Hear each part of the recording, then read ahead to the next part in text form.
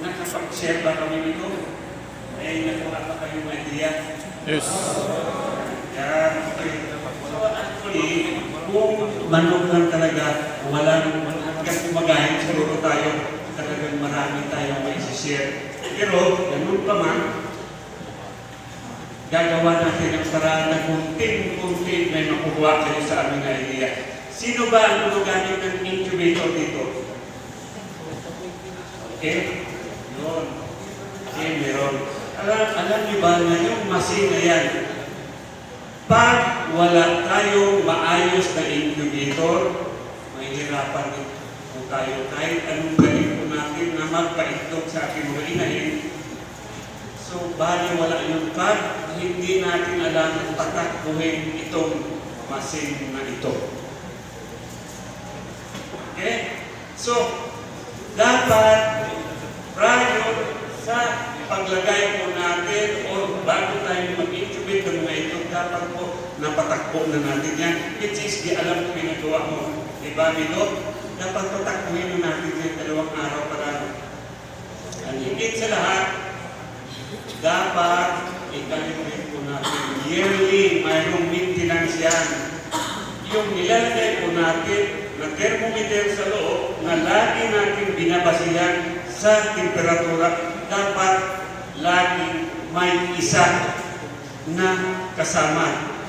Or I mean, 2 yan para may babasihan po tayo. Dahil hindi pwede na isa lang dahil kasi pag mali yung reading yung isa yun, wala kang babasihan. Whereas, mayroon kang isang available na anytime ilagay mo sa katabi, mayroon kang babasihan kung bakit yung isa mas mababa at mas mataas. So, dapat lagi natin tandaan na yung makina, yung incubator na yan, habang ginagamit natin, nagkakaroon din siya ng pagbabago. May pagkakasira din siya. Napabago yung alam nyo, yung number 1 na secret para tayo magiging successful dito sa pagmamanok is huwag po tayong mahiya na magtanong. Dahil sa lahat na bagay po na ginagawa po natin, as long na itatanong po natin, lagi yan may kasagutan. Dahil kasi pag hindi po tayo magtatanong is wala. Iisip lang po tayo na kung anong gagawin mo tama o mali. Pero huwag po tayo magtanong dahil sa katanungan na yan, doon po tayo matututo. Okay? Kaya, dapat magtanong po kayo. So, hindi ko rin siguro masabi dahil itong gabi, kunti na lang dahil halos nasabi na rin sa akin ng ating speaker o nasabi na sa inyo ng speaker natin si JB. Halos lahat na ginagawa ko sa farm is nasabi niya na kanina. But of course, bago ang lahat, gusto ko rin po ipakilala kung sino ba talaga si Art Lopez. So ako talaga is nag-uusa din sa wala. Yung tatay ko, yung maliit pa ko, is mananabong din sa baryo. Pero, nilig lang yung mga manok nung panahon na yun.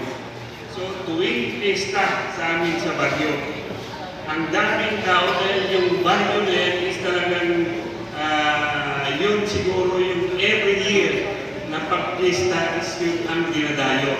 Alam nyo, ay ba siguro mga 8 years old ako nung time na yan. Sisiksik ako doon sa ilalim ng paa o paa ng mga tao dahil yung sa bumador, yung bito, bambus, yung mga kawayan ba, doon po ako si baba, sisirik lang ako doon. Ganun po tayo kasaya ng panahon na yan. At hindi ko rin po naisip na darating pala yung panahon na magiging breeder po tayo nitong manok. And there was a time also nung nagbabarko na ako, nagsiman po tayo. So tuwing umuwi ako sa amin sa Silay City, pag dumaan ako, kasama ko yung wife ko na sa mga farm doon, ng mahiya ko doon. Nakikita ko lagi, sabi ko, sana pagdating ng araw, mayroon din akong manok. So, alam niyo ba yung nangyari sa ngayon? I think ako ang may ginakamaraming sa lugar na sa ngayon. Yung, so, walang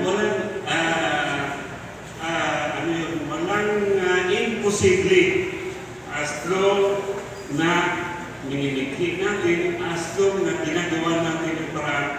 I think walang imposible na hindi po tayo magiging successful. Lalo na dito sa Malaw. Ako, nag-usa din sa wala.